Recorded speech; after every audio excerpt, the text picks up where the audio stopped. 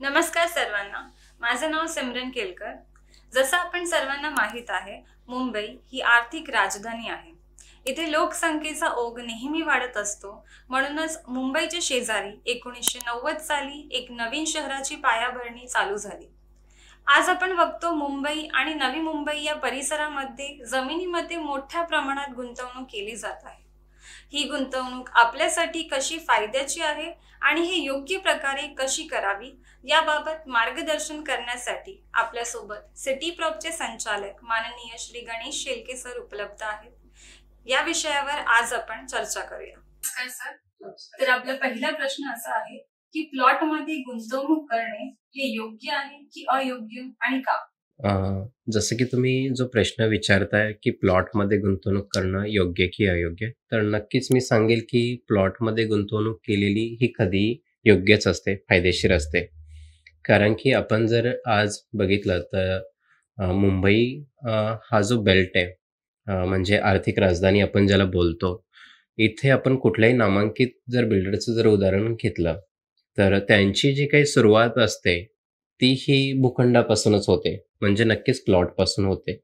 आता प्रत्येकाला यश जे असतं ते साहजिकच आहे की लगेच भेटत नसतं, कालावधी जातो. तर प्लॉटमध्ये गुंतवणूक देखील अशीच आहे की ती थोडा कालावधी घेते. म्हणजे तुम्ही जर आज जर गुंतवणूक करताय, तर तुम्हाला थोडंसं याच्यामध्ये होल्डिंग पिरियड असतो. म्हणजे तुम्ही जर आज गुंतवणूक करताय 2025 असेल, तर तुम्हाला त्याच्यामध्ये अगदीच फार तर बघितलं तर आपण एक 3 वर्ष किंवा 5 वर्ष थांबणं गरजेचं आहे. म्हणजे तुम्ही जेवढं जास्त पिरियडला तुमची इन्व्हेस्टमेंट होल्ड करताय प्लॉटमध्ये गुंतवणूक करून, तेवढे त्याचे रिटर्न्स तुम्हाला जास्त भेटतात.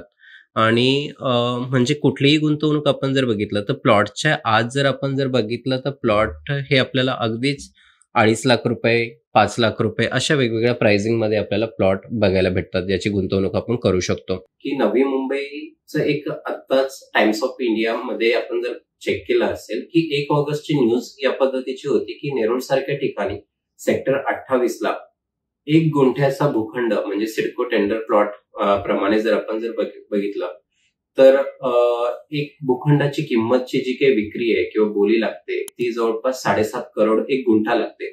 म्हणजे नवी मुंबईचं जी काही पायाभरणी आहे ती 1990ला चालू झाली आणि आज 2025 जर चालू आहे, तर या 35 वर्षाच्या कालखंडामध्ये जर आपण जर पकडलं, तर त्यावेळेस जमिनीची किंमत काय असू शकते?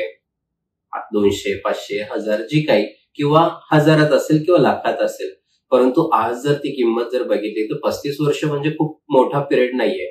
आणि आज ती गुंतवणूक ही 7.5 करोड पर्यंत प्रति गुंठा या पद्धतीने विकली जाते. तर नक्कीच मी सांगेल की आज आपल्याकडे ₹2.5 लाख गुंठा, ₹5 लाख गुंठा या पद्धतीने जर प्लॉट उपलब्ध असेल आणि त्याचे जर स्कोप खूप असेल वाढण्याचा, तर नक्कीच मी सांगेल की प्लॉटमध्ये गुंतवणूक केली पाहिजे आणि विशिष्ट कालावधीसाठी आपण ती गुंतवणूक होल्ड पण केली पाहिजे.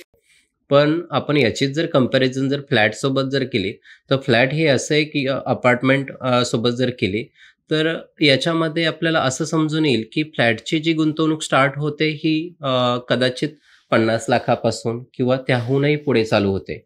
परंतु प्लॉट हा सर्वसामान्यांना आणि गुंतवणूकदारांना सर्वांना परवडणाऱ्या किफायतशीर किमतीमध्ये उपलब्ध असतो. त्यामुळे यामध्ये गुंतवणूक केलेली नक्कीच मी सांगेल की फायदेशीर असते.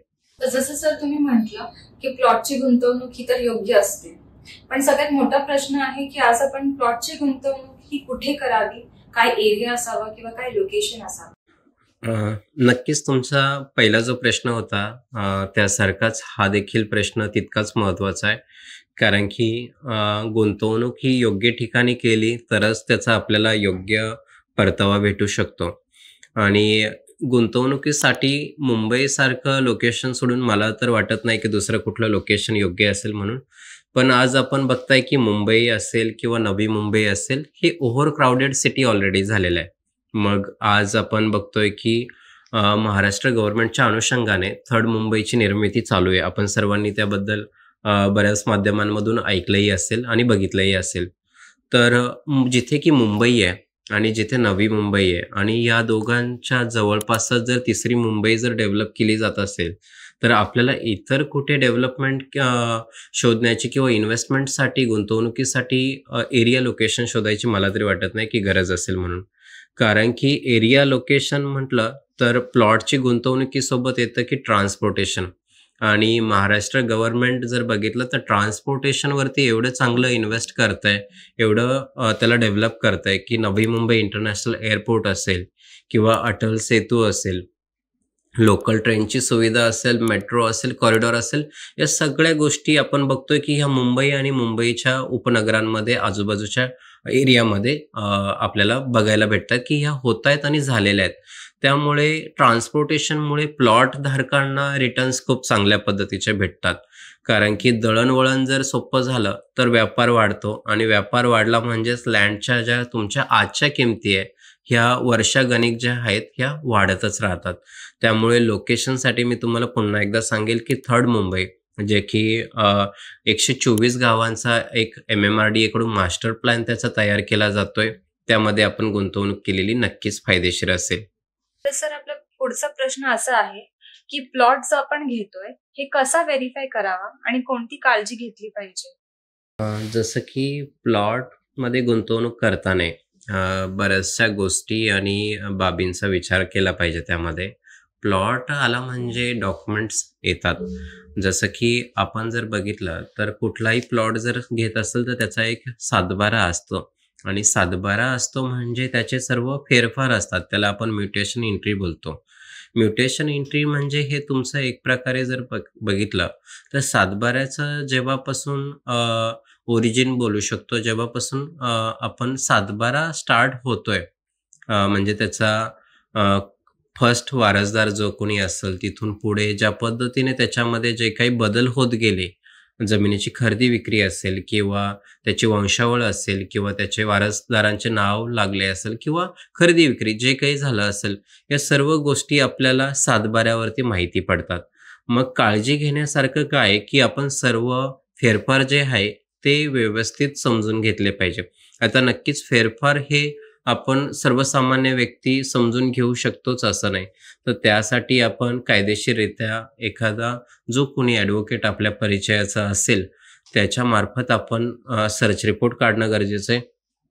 आमच्याकडे या पद्धतीची पद्धत असते की जे काही आम्ही रजिस्ट्री करतो, त्यामध्ये प्रॉपर्टीचं व्हेरिफिकेशन हे म्हणजे कंप्लीटली जोपर्यंत तो प्लॉट आम्ही सेलला ठेवत नाही टेबलवरती, तोपर्यंत त्याचे 2 सर्च रिपोर्ट हे बाहेरच्या ॲडव्होकेटकडून आम्हाला काढणं गरजेचं असतं आणि त्यांना देण्याच्या आधी आम्ही या पद्धतीने वर्क करतो, की बाहेर ॲडव्होकेटला द्यायचं आहे म्हणजे नक्कीच आपल्याला त्यावरती एक्सपेन्सेस करावे लागतात.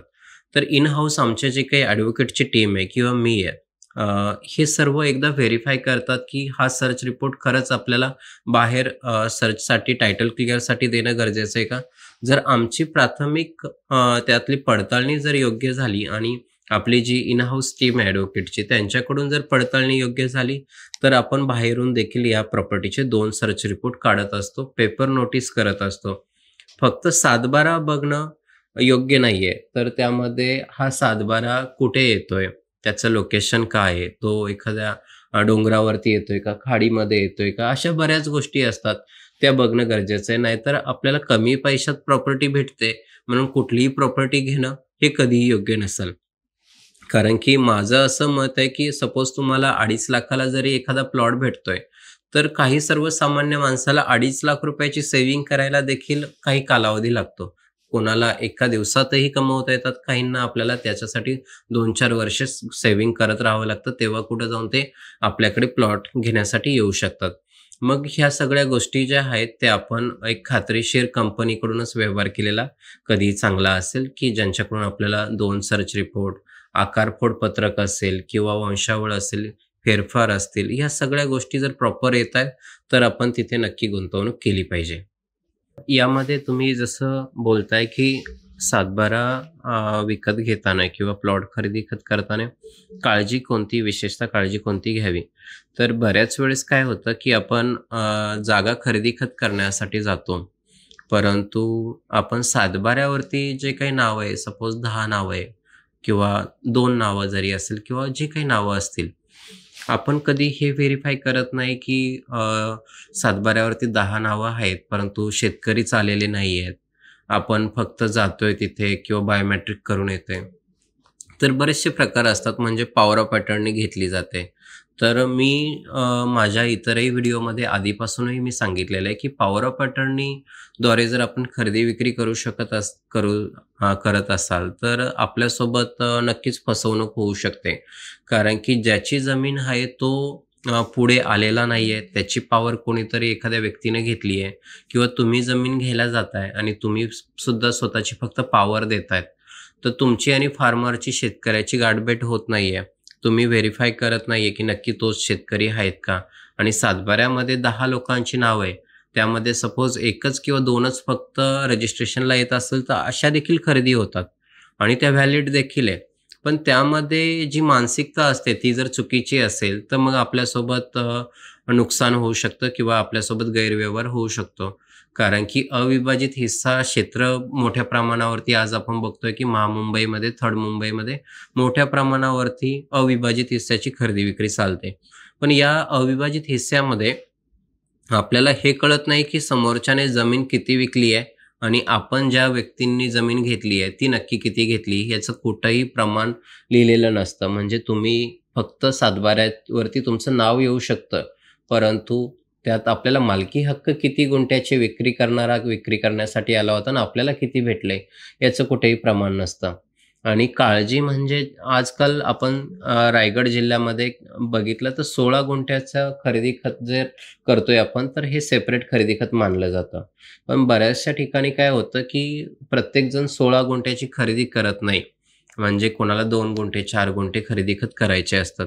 तर अशा वेळेस आपण जेवढे काही सातबाऱ्यावरती नावं आहेत त्या सगळ्यांचे मोबाईल नंबर्स, कॉन्टॅक्ट नंबर्स आपल्याकडे असणं गरजेचं आहे. जेणेकरून सर सातबारा आपला 20 गुंठ्याचा आहे आणि सगळ्या लोकांना जे काही एखाद्या कंपनीकडून किंवा माझ्याही कंपनीकडून जर विकलं गेलेलं आहे, तर नक्की ते 20च गुंठ्याचं विकलं गेलेलं आहे का? की कोणाला 4 गुंठे सांगून 2च गुंठे भेटलेत का? ह्या सगळ्या काळजी घेणं गरजेचं आहे. कारण की आपण जर कमी पैशामध्ये काही बघायला जातोय तर नक्कीच काही आपल्यासोबत गोष्टी चुकीच्याही काही लोकं करू शकतात. तर यापासून जर वाचायचं झालं तर आपण बऱ्याचशा गोष्टींची स्वतःहून आणि खूप साधारण गोष्टी या आपण इझिली करू शकतो. खूप काही वेगळं करण्याची गरज नाही याच्यासाठी, तर या करू शकतो असं मला वाटतं यामध्ये. तर सर आपला शेवटचा प्रश्न असा आहे की प्लॉटच्या व्यवसायामध्ये इतरही कॉम्पिटिटर आहेत, तर आपण प्लॉट तुमच्याकडूनच का घ्यावा? नक्कीच आपण कुठलाही व्यवसाय जर करत असेल तर त्यात मार्केटमध्ये बरेचसे आपल्याला कॉम्पिटिटर हे असतातच. तर मी असं सांगेल की गेल्या 10 वर्षापासून किंवा 12 वर्षापासून मी ह्या व्यवसायामध्ये आहेत आणि वर्षाकाठी जर आपण पकडलं तर जवळपास आपले 40 ते 50 ग्राहकांचे वेगवेगळे सेल होत असतात. म्हणजे यात ग्राहक असंख्य असतात, परंतु ज्या फाईल तयार होतात या जवळपास 40 फाईल तयार होतात. मग एका फाईलमध्ये वेगवेगळे क्वांटिटी असू शकते. बरेच एकर्स यामध्ये बनतात. तर आमचा आजपर्यंतचा रेकॉर्ड असा आहे की आजपर्यंत कुठलंही रजिस्ट्रेशन हे आमचं फेल झालेलं नाहीये किंवा त्याचा सातबारा अडकलेला आहे किंवा कुठल्या लिटिगेशनमध्ये. कारण की आमच्याकडे इन हाऊस ॲडव्होकेटची टीम आहे आणि आम्ही ऑफिसमध्ये तर सर्च काढतोच. पण ऑफिसमध्ये सर्च काढल्यानंतर जर वाटतंय की तो सर्च योग्य आहे, तर आम्ही बाहेरही, म्हणजे जे बाहेरचे ॲडव्होकेट असतात जे ह्या लँडशी रिलेटेड आहेत, म्हणजे उरण असेल, पनवेल असेल, तर बाहेरूनही 2 सर्च रिपोर्ट काढतो. म्हणजे एकंदरीत एकाच प्रॉपर्टीचे आमच्याकडे 3 सर्च रिपोर्ट निघतात आणि पेपर नोटीस निघतात. त्यामुळे आम्ही खात्रीशीर ग्राहकांना सांगतो की तुम्ही आधी रजिस्ट्रेशन करून घ्या आणि पैसे नंतर द्या. म्हणजे ही आमची एक टॅगलाईनच आहे की फर्स्ट रजिस्ट्रेशन पे लेटर. आजपर्यंत आम्ही जितके पण व्यवहार केलेत, ग्राहकाला आम्ही पहिलं रजिस्ट्रेशन करून दिलंय. कारण की प्रॉपर्टीवरती आमचा एवढा कॉन्फिडन्स आहे की जी प्रॉपर्टी माझ्याकडून व्हेरिफाय होऊन जाते ती नक्कीच रजिस्ट्री होणार आहे. म्हणून आम्ही ग्राहकाला सांगतो की तुम्ही रजिस्ट्री आधी करा, पैसे नंतर द्या, जेणेकरून आपल्यासोबत कुठल्याही पद्धतीची फसवणूक त्यामध्ये होणार नाही. आणि जसं तुम्ही बोलताय, की आपल्याच कंपनीकडून का घ्यावी? तर बऱ्याचशा गोष्टी यात कारणीभूत आहेत, की एकतर आपण प्रॉपर्टी जी देतो, ती क्लिअर टायटल असणं तितकंच गरजेचं आहे. परंतु ती प्रॉपर्टी सोबत त्यांचं डिमार्केशन करून देणं, नेमबोर्ड लावणं, फक्त नावाला 7/12 करून घेणं, पण तो 7/12 येतोय कुठं हे माहीत जर नसेल, तर मग त्या प्रॉपर्टीमध्ये गुंतवणूक करून काही फायदा नाही आहे, असं मला वाटतं. म्हणून आम्ही जितक्या पण प्रॉपर्टी आजपर्यंत सेल केलेल्या आहेत, त्या आपण त्या प्रॉपर डिमार्केशन असेल, नेमबोर्ड असेल, ह्या गोष्टी आपण करून देतो. आणि खास करून कमी रेटमध्ये आपण जर बघितलं तर म्हणजे 2.5 लाखाऐवजी आपण जर पकडलं, तर खूप कमी प्राईसमध्येही आपल्याला मार्केटमध्ये डील भेटते. पण कमी प्राईसमध्ये भेटते म्हणजे नक्कीच त्याच्यात काहीतरी आपण बोलू शकतो, की हिडन गोष्टी असतात, की एकतर तो CRZमध्ये येतोय, खाडीमध्ये येतोय किंवा त्यातले सगळे शेतकरी विकायला येत नाहीये. अविभाजित हिस्स्याचं खरेदी-विक्री करतोय आपण किंवा मग तो एखाद्या हिलवरती डोंगरावरती येतोय. तर ह्या सगळ्या गोष्टींबद्दल पण मी याच्या आधी व्हिडिओ टाकलेले आहेत, की आपला प्लॉट कुठे येतोय हे देखील आपण चेक करू शकतो. त्यामुळे खूप स्वस्तामध्ये भेटतंय म्हणून आपण काहीतरी घ्यायचं आणि जेवढे आजपर्यंत आपण जमा केलेले पैसे आहेत, ते देखील आपण एक प्रकारे वाया घालवायचे. हे योग्य नाहीये. त्यामुळे आपण मला वाटतंय, की सिटी प्रॉपमध्ये गुंतवणूक केलेली मला नक्की वाटतंय, की आपल्यासाठी फायदेशीर राहील. धन्यवाद सर. तर आपण नक्कीच खूप महत्त्वाची माहिती दिली आहे आणि यातून ग्राहकांचा नक्कीच खूप फायदा होईल. आपण केलेल्या मार्गदर्शनाबद्दल खूप खूप धन्यवाद.